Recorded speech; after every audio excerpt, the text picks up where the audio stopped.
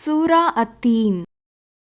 அளவற்ற அருளாளனும் நிகரற்ற அன்புடையோனுமாகிய அல்லாஹ்வின் திருப்பெயரால் துவங்குகிறேன்.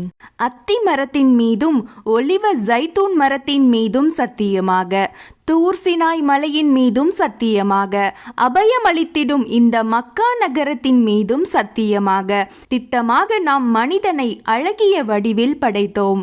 பின்னர் நாம் அவனின் தீய செயல்களின் காரணமாக அவனை தாழ்ந்தோரிலும் மிக தாழ்ந்தோனாக ஆக்கினோம், ஈமான் கொண்டு நற்செயல்கள் ஆற்றி வந்தவர்களை தவிர. ஆகவே அவர்களுக்கு முடிவில்லாத நற்கூலி உண்டு.